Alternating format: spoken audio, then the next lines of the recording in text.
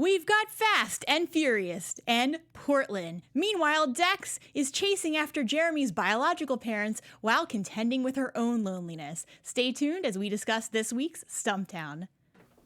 I'm Maria Menounos, and you're tuned in to AfterBuzz TV, the ESPN of TV talk. Now, let the buzz begin. Hey everybody, we're here for another edition of Stumptown, the after show. We're going to be talking about a ton of craziness from this week in Stumptown, but joining me today we have LaToya. Hi. Hey. Be sure to stay tuned until the very end because we've got the You Just Got Stumped special segment, our news, as well as predictions. So yeah, there it is. Wait for that at the end, too.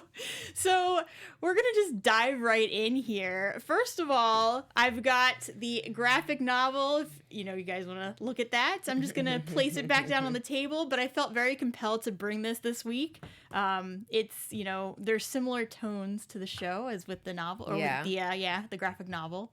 So it's pretty interesting. That's cool. Yeah. But LaToya, what were your overall thoughts of this week's episode? Yeah, I think that Stumptown does a really good job of keeping us all entertained.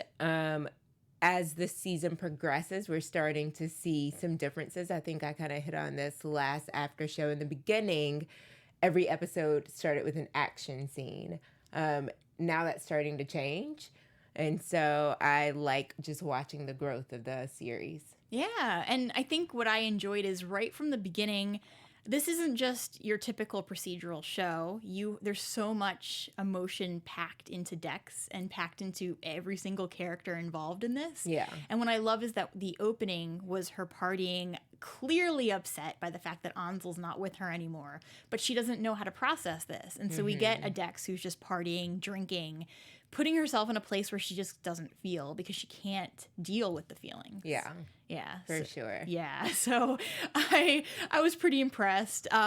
Let's dive in and talk about everything going on with Dex. And we have that whole storyline where it kind of like right off the top of the episode, we meet Jeremy, who I wanted to give a shout out to the actor who plays Jeremy. His name is Robert Adamson, and I'm actually on the Young and the Restless after show, and the actor plays Noah on that show. Oh, so nice. I recognized him immediately, but he goes and, he shows up at Dex's house, and he's looking for his biological parents. Yeah. What did you think of that?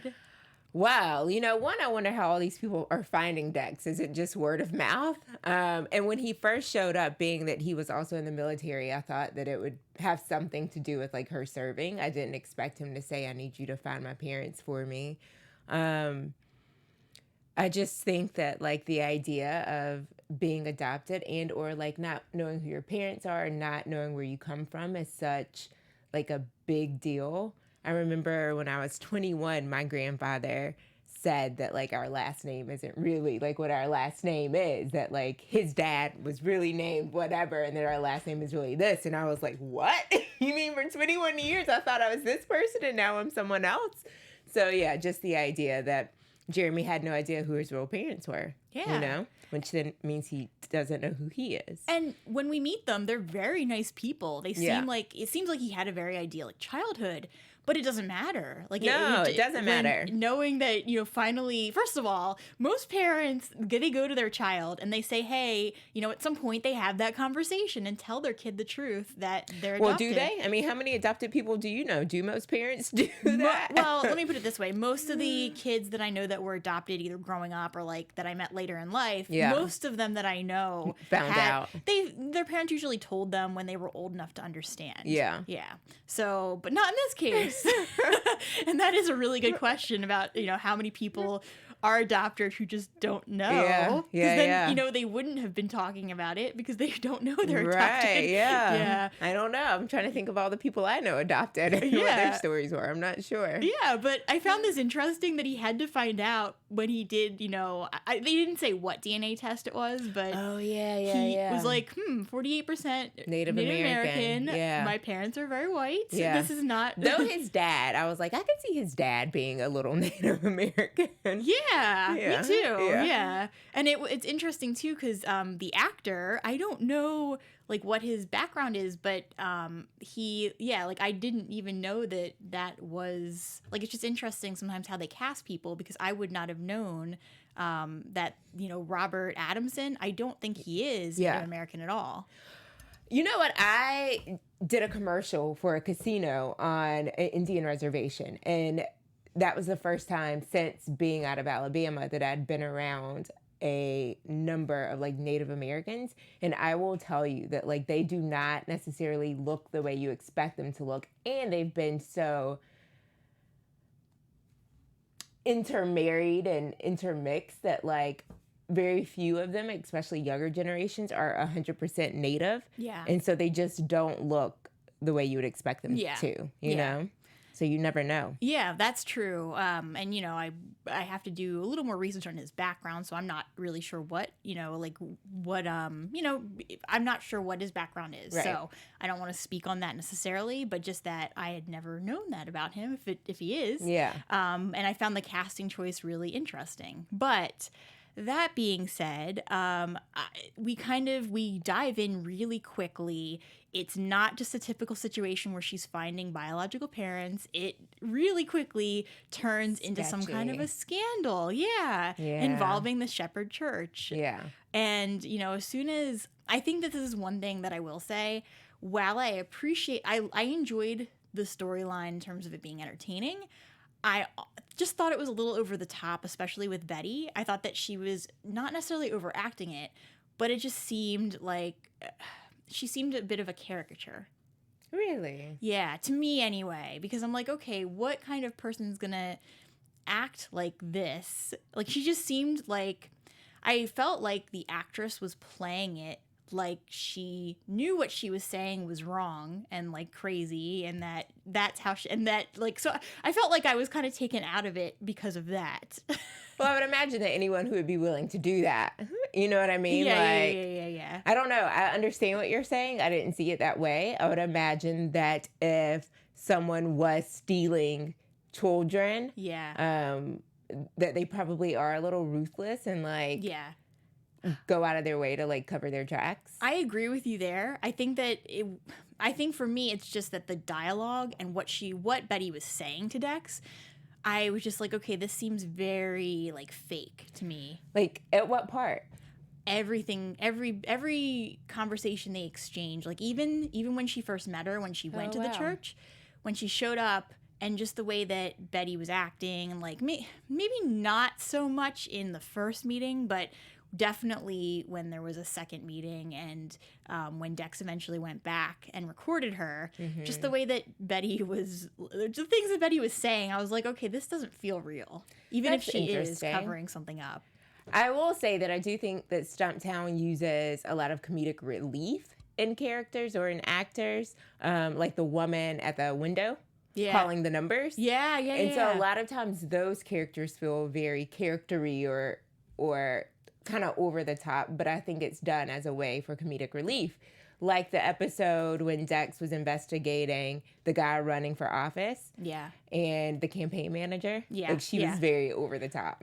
Well, and it's funny because the woman who was in the counter who was vegan. Yes. I thought it was funny, but I also genuinely believed that she was the person in the role she was playing. So I didn't have a problem with that. But it still, I thought it was kind of comical, just because that to me, like, even though the situation didn't seem real, like I've never been in a place where, I can go and give somebody at, an office like that where I'm waiting in line, I can go and give them cupcakes, the kind that they like, and they're going to see me ahead of 50 people. That didn't seem realistic, but the acting felt real. Yeah. The woman who was behind the counter. Yeah. So I was able to kind of let go of the fact that the situation, the circumstances seemed off. Yeah. But, and we have some people in the chat too. I'm sure we do. Yeah. So what do they have to say? I'm just going to give a couple of shout outs. We have Janet Brooks is here from Wyoming, and we've got ER's grandpa, and ER's grandpa says, Window Lady was definitely a character to be served by the public. I think that's she fair. Was definitely. Yeah. And it felt like, I feel like I've gone to the DMV and dealt with people like that, though. Yeah. Yeah, like not. I mean, I couldn't bring cupcakes, but I feel like the persona was realistic. Did they send you to detention and make you go sit back down? Oh, That's what I'm she did sure. to Yeah, someone. yeah. To the first woman who brought her the wrong Or cupcakes. a man. I think it was a man, actually. Somebody brought Someone. regular cupcakes. Yes. And she's like, nope, goodbye. Yes, she did. And it was hilarious. Okay, so let's talk a little bit more about Dex. So we have her uncovering all of this. And as she is, what I did love about the episode is that it was pulling at Dex's emotional heartstrings. Mm-hmm. Once again, as we got with last episode, where what's happening is kind of, reflecting what she's going through internally. And we're seeing a lot with her, being abandoned by her parents. That came up a lot.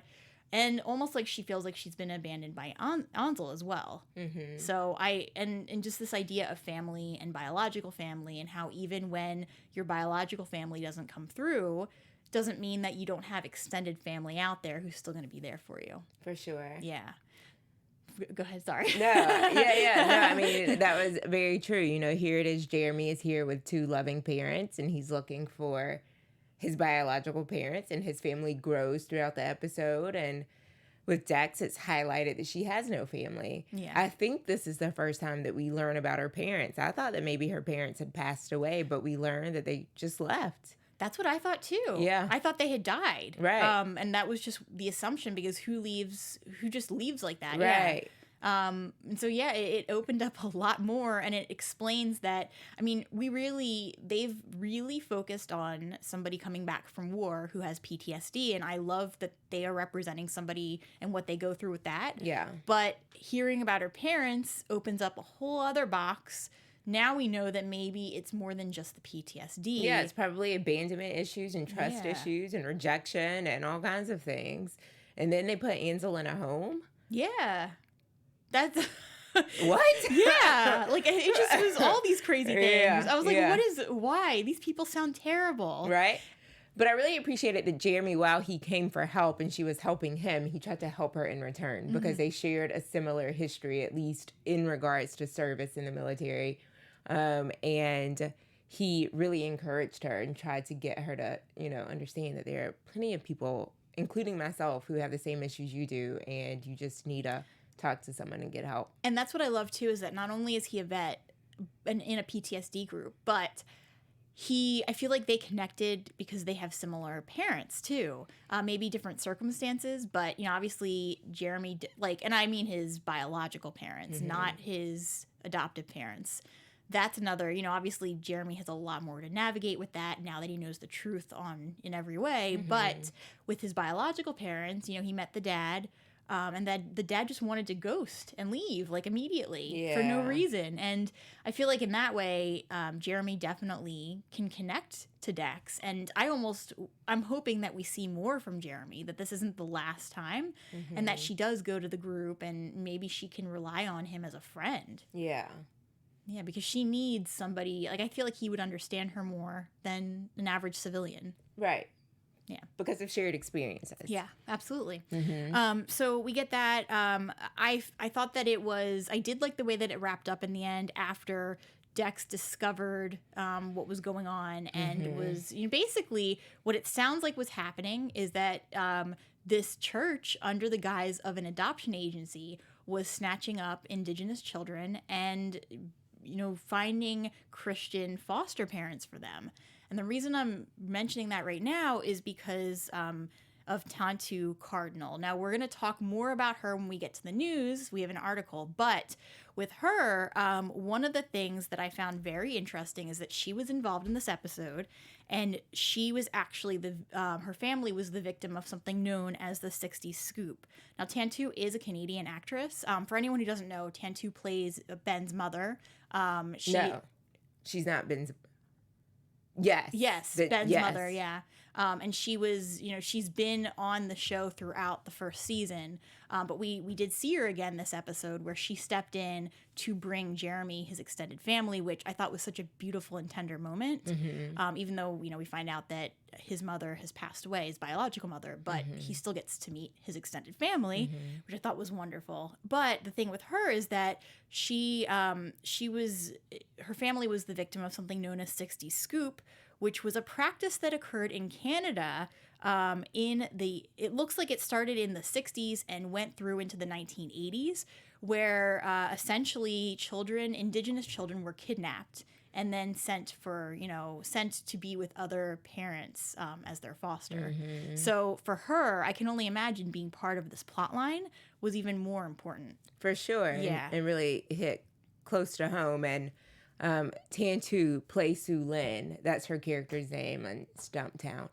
But that was a thing back then and probably still happens today, just kids being stolen. There's that story out of Tennessee, and the woman's name is on the tip of my tongue.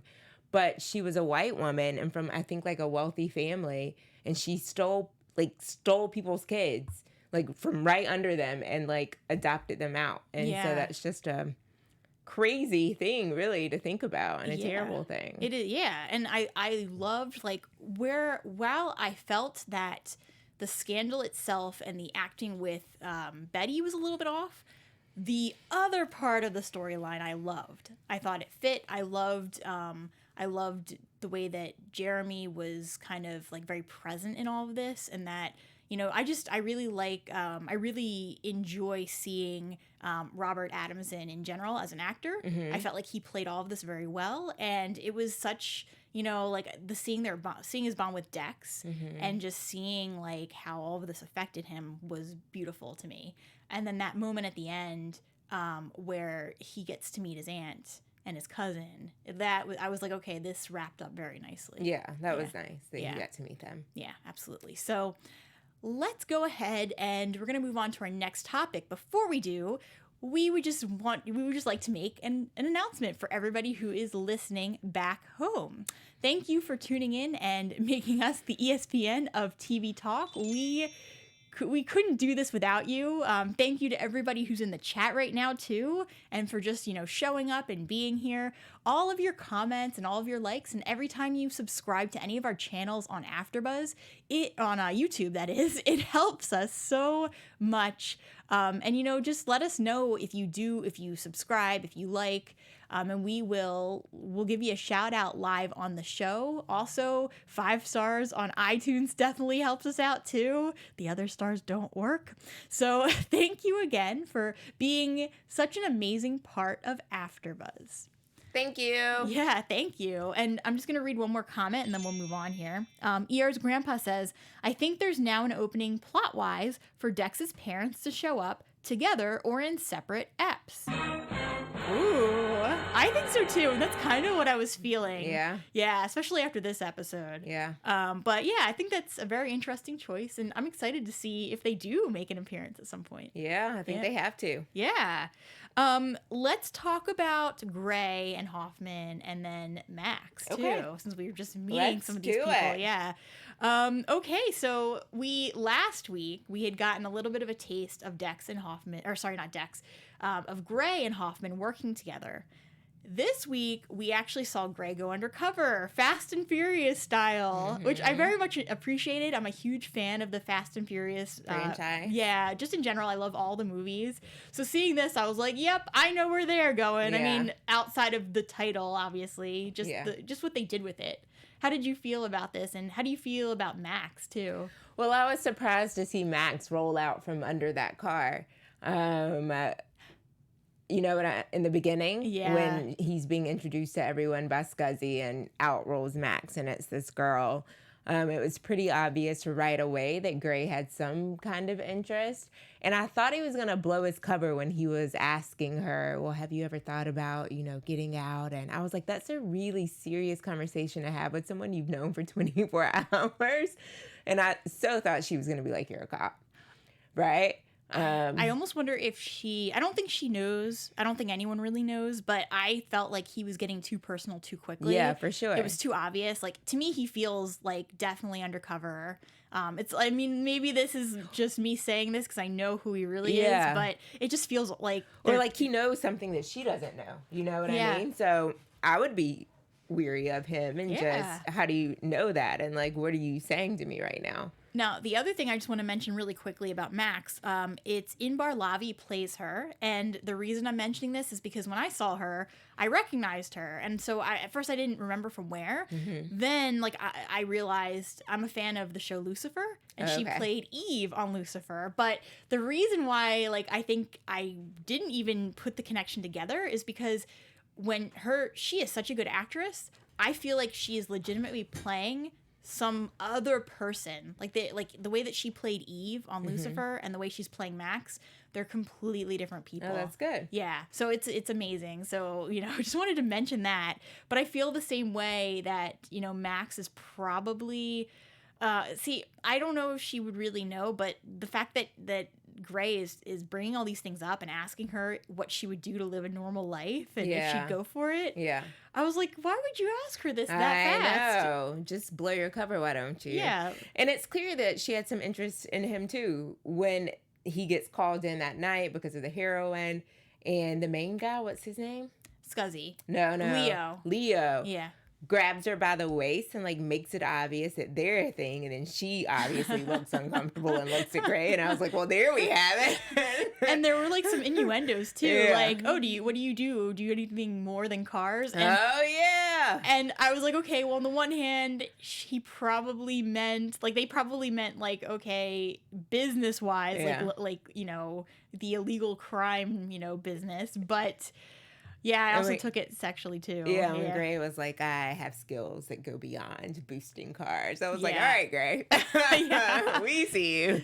And the other worry that Hoffman had that I feel is completely legitimate, he was worried that Gray would actually enjoy this and go back to the dark side. Well, I really feel like that was selfish of Hoffman to get him involved. I mean, his history, and I think that, I've said this before, based on my experience as a criminal defense attorney, people get addicted to the lifestyle, and it's just as much about the lifestyle, if not more, than it is anything else. Yeah. And so for him to even ask him to go back to that was selfish. And if he did get involved, then it's really Hoffman's fault because Gray was living a nice, normal life as a bar owner. And the analogy that I keep thinking of, is basically if you are somebody who had a tendency of enjoying crime and you were involved with crime, it's kind of like somebody who might have a problem with, say, drinking. You don't put that person back around alcohol again Right. because that's just setting somebody up for, a very terrible,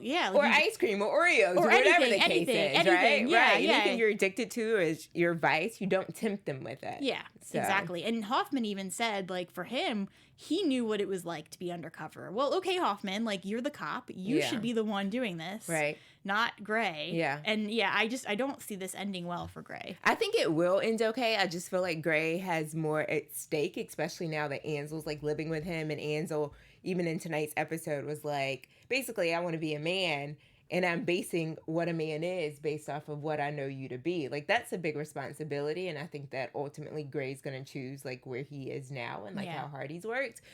Yeah, I just don't like that Hoffman's put him in that situation, and I really appreciate Gray being like, don't pretend like you're doing me a favor because you're not. Like, I'm doing you a favor. Absolutely. And I think kind of going off that too, the conversation that Gray has with Ansel, I think if anything, that grounded him more. Yeah. That maybe Gray might have gone back into crime, like, because of Max and just because like that's what he does. Like, that's what he always did. So I feel like he could have been drawn back there, but Ansel saying, hey, I need to follow this list. I need to be like you. I want to be a man like you. And I think that finally, like having to be a parent to somebody, and I don't want to say that about Ansel because he's 21. He's not, maybe parent's the wrong word, but like having to be being in Gray's position and living with Ansel and being somebody that Ansel looks up to. Yeah. I think Gray remembered that he has to be a good influence and he has to be a good role model. And I just really like Ansel. Like, I just think he's so good and pure. And I've said this the entire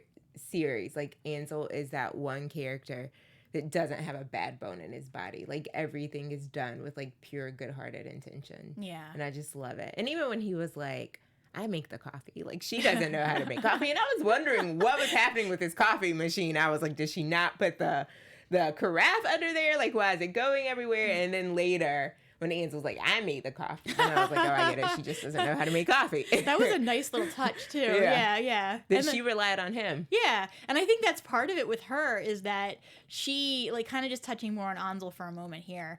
Obviously, as we were talking about last week, she needs him more than he needs her. Yeah. Even though she's kind of playing it off like, oh, well, he needs to do this and that. And like she, this whole episode, I felt awkward. Like it was awkward watching her like kind of not stalk Ansel, but like just check up on him all the time. I was like, the poor guy, like you're just going to push him away more. I know. And I think she just like, he'll come back to her, but she. And even if he doesn't, that's okay. Yeah. Yeah. But her at the bar, that's what did it for me. Well, when are you coming back? Like in a week or in a month? And I was like, give him space. And it's been a day, right? Like just maybe leave him alone. Yeah. That poor thing. I know. Yeah. But I still feel bad for her because I think like, one of, just going on the whole theme of this episode of family and just being around a family. And like we had Jeremy's biological father, even say to her in the bar, oh, well, I'm sure you have to get back to your family anyway. And poor Dex goes home to nobody. Yeah. So I did feel bad for her. I know how like I could empathize with going back to a home and there not being anybody there. I'm very fortunate myself. I have a husband at home, but the idea of going back, and being, living alone and not having anybody there, I can understand how that would be lonely, especially for someone who's not used to it. Yeah. Yeah. So, yeah, I'm, oh man. Like some of us enjoy the peace and quiet of being alone, but hey, some people do and some people just can't handle it. Yeah. Yeah. And I mean, it's understandable either way. But I think that Dex is just somebody who, obviously we've seen repeatedly people trying to get her to get help.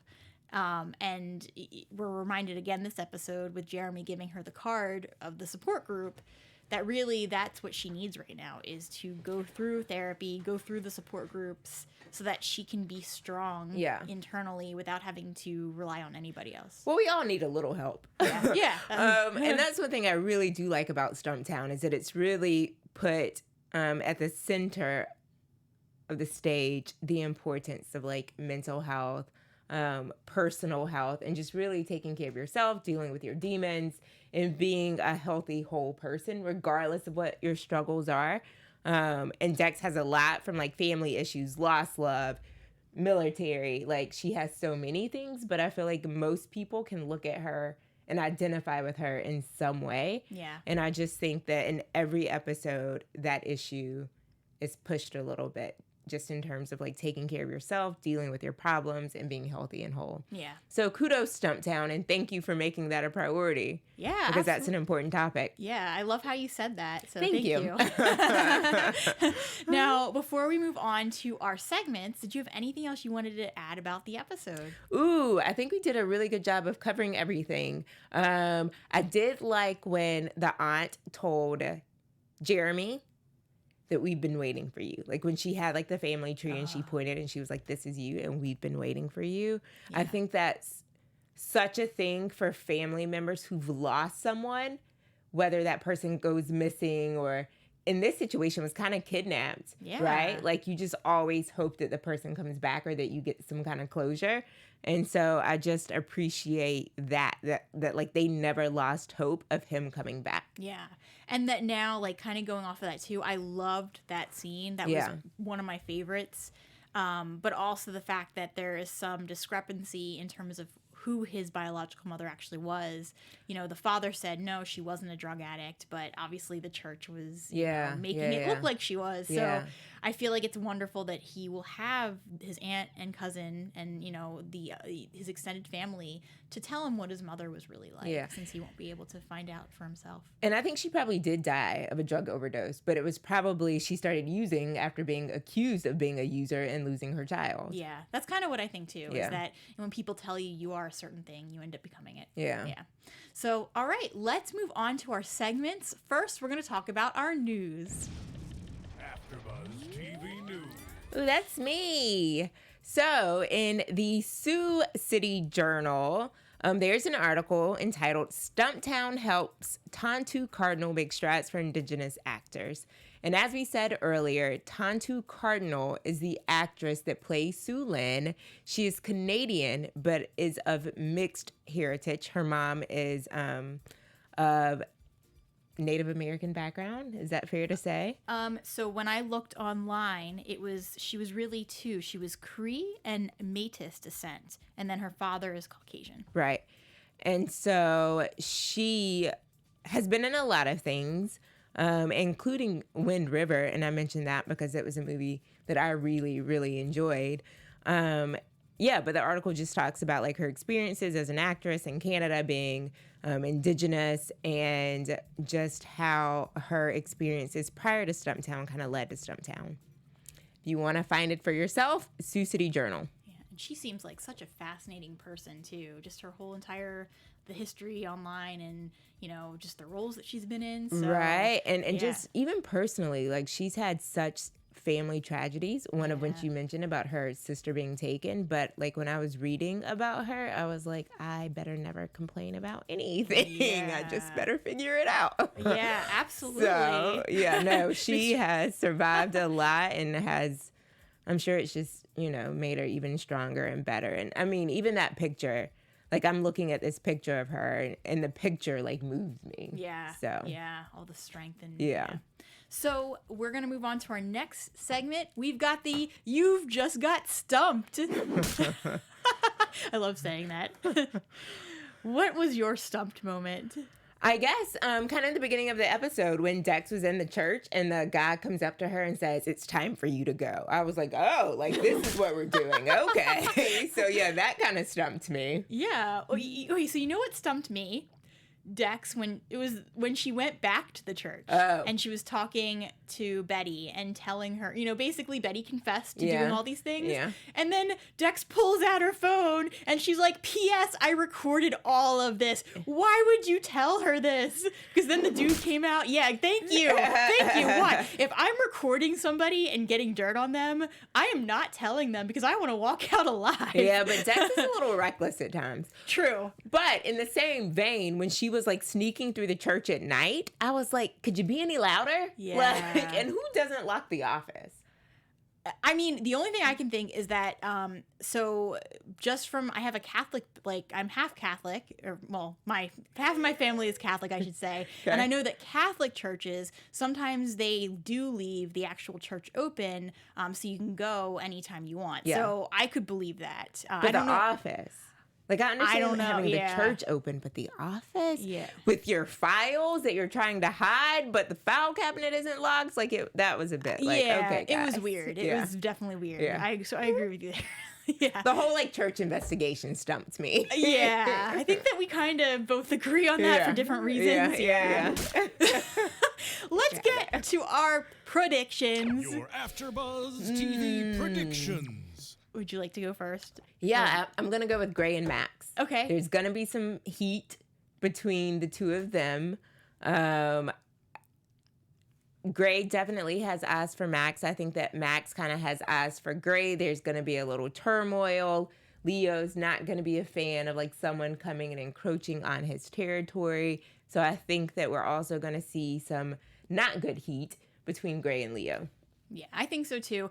I think that they are playing Gray. I think that they know. I think that they're either one of two things. I think they're either playing him or testing him with the heroin because they want to see if he'll actually do it. I don't think that I don't think they really needed him.